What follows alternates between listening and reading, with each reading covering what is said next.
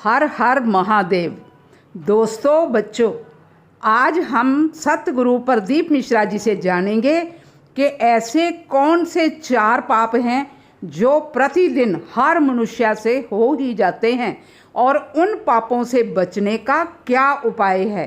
आइए जानते हैं। ऐसा कोई संसार में नहीं जन्मा जिसने पाप नहीं किया। 4 स्थान पर प्रत्येक मनुष्य से पाप होता। पहला, झाड़ू लगाते समय छोटे छोटे जीव मर जाते हैं, उसका पाप माथे चढ़ जाता है। दूसरा, अग्नि जलाते समय, चूल्हा जलाते समय, गैस जलाते समय छोटे छोटे पतंगे जलकर मर जाते हैं, उसका पाप माथे चढ़ जाता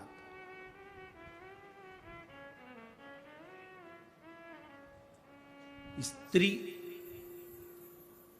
किसी पुरुष को हमने कहा कि जब रोटी बनती है, चूल्हा जलता है, लकड़ी में आग लगती है, तब पाप माथे चढ़ता है। तो पुरुष ने कहा हम तो रोटी बनाते ही नहीं है, नारी स्त्री रोटी बनाती है। अगर नारी रोटी बनाती है तो सारा पाप उसी के माथे चढ़ता होगा, सारा पाप उसी के माथे पर चढ़ता होगा। जब स्त्री रोटी बना रही है, नारी रोटी बना रही है, तो पाप उसके माथे चढ़ता होगा। पर इनको बताए कौन? हमारे धर्म शास्त्रों के अनुसार गुरु गोरखनाथ जी का आप लोगों ने दर्शन किया? गोरखनाथ जी का फोटो देखा है? गुरु गोरखनाथ एक हाथ में कमंडल रखते हैं, दूसरे हाथ में चिमटा रखते हैं। क्या रखते हैं? चिमटा। चिमटा देखा है? महिलाओं के पास में चिमटा रहता है रसोई घर में। क्या काम आता है? रोटी को सेकने का। संत भी चिमटा रखते हैं, भजन गाने वाले भी चिमटा रखते हैं। बोलो बोलो, सही है कि गलत है? संत भी चिमटा रख रहे हैं, भजन गाने वाले भी चिमटा रख रहे हैं, और घर की नारी भी चिमटा रखती है। कभी स्त्री से पूछना कि तुम ये चिमटा क्यों रखती हो, और वो भी गैस के पास, चूल्हे के पास। किस लिए रखती है? क्यों रखती है?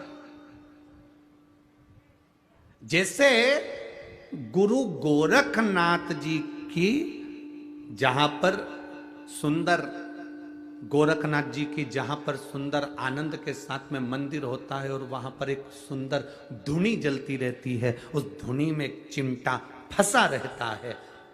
धुनी में जो बल मिलता है उस चिमटे के बल पर मिलता है। तो वहां की जो भस्म होती है, वहां की जो भभूति होती है, वो हमको सुख, एनर्जी और रोग से मुक्ति देती है। एनर्जी भी देती है और रोग से मुक्ति भी देती है।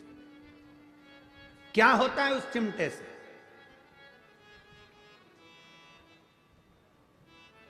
क्यों स्त्री के हाथ में वो चिमटा आ गया? कभी सोचा, कभी विचार किया?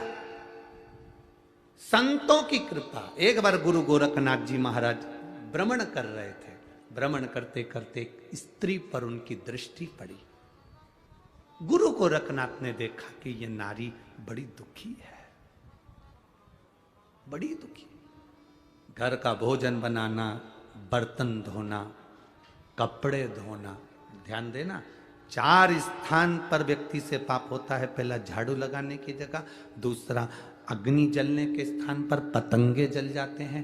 तीसरा, पानी भरते समय, कपड़े धोते समय, स्नान आदि कर्म करते समय, पोछा लगाते समय छोटे छोटे जीव मर जाते हैं, उसका पाप माथे चढ़ जाता है। और चौथा स्थान बताया, चलकर जाने में पांव के नीचे छोटे छोटे जीव मर जाते हैं, उसका पाप माथे चढ़ जाता है।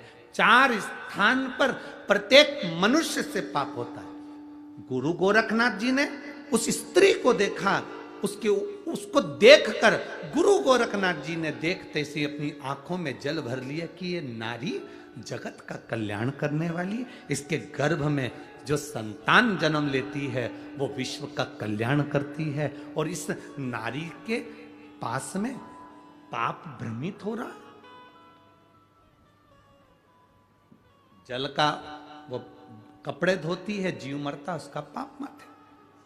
अग्नि जलाती है, उसका पाप माथे। झाड़ू लगाती उसका पाप माथे, दिन भर चलती उसका पाप माथे, चरण के नीचे जीव मर जाता। इस स्त्री का कल्याण कैसे हो सकता है? इस नारी का कल्याण कैसे हो सकता है?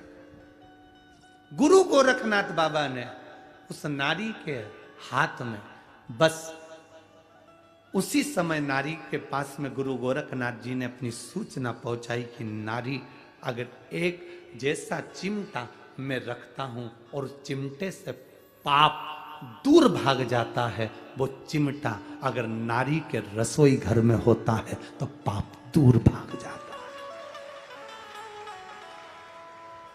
है। कितनी माताएं बैठी हैं जिनके घर में है रोटी, कई काम लेती हो ना,